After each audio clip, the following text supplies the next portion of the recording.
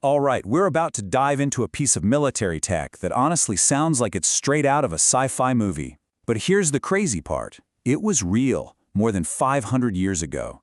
This is the story of a weapon that completely changed the rules of war. Just let that sink in for a second. I mean, picture your classic medieval battlefield, right? You've got knights, cavalry, soldiers clashing with swords and shields. Now, imagine one side just suddenly unleashes a massive barrage of rockets. That wasn't some fantasy. That was the reality in 15th century Korea. To really get how radical this was, you have to remember the time period. This was not the age of cannons and muskets. Not really. Armies were running on steel, muscle, and strategy. So to drop a mobile rocket launcher into that mix, that wasn't just a small step up. It was a jaw-dropping leap into the future of warfare.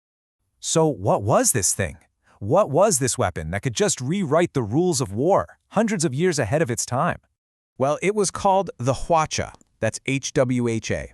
And the name literally means fire cart. It's such a simple name for what was an absolutely devastating piece of machinery. So what exactly was this thing? The best way to think of the Hwacha is as the missile technology of its day. And this wasn't some weird one-off invention. Nope. It was a standardized mobile artillery piece, and it was built for one single terrifying purpose: mass destruction. Okay, so how did this ancient rocket launcher actually work?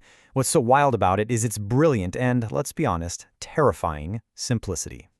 At its core, the Hwacha had three key parts. First, you've got a simple two-wheeled cart for a base. That meant it could be moved around the battlefield super quickly, right where it was needed most. Second, on top, was this honeycomb-like launch system, basically a frame just packed with holes. And third, the payload, dozens upon dozens of rocket-propelled fire arrows. But the true power, the reason this weapon was so feared, wasn't in any single one of those parts. It was in the sheer scale of its firepower. And just one single volley. 100. That's how many rocket-propelled arrows a single Hwacha could launch at the same time. 100 projectiles just tearing through the sky, all coming down on an enemy formation in one overwhelming wave. I mean, can you even imagine the sight and the sound of that? So we know how it worked, but what did it actually do to an army? What was the real-world impact of being on the receiving end of one of these things? The source material paints a pretty brutal picture. You start with a dense formation of enemy soldiers, packed shoulder to shoulder. And then, seconds after the Hwacha fires, that entire formation is just gone, replaced by smoke and fire. It was the ultimate area denial weapon, capable of wiping out a huge chunk of an army in an instant. And listen, this wasn't just a theory. The Hwacha had a proven track record. During the Japanese invasions of Korea, this weapon was actually credited with changing the outcome of several major battles. It literally turned the tide against a much larger enemy force. So in the end, the Hwacha wasn't just another weapon in the arsenal.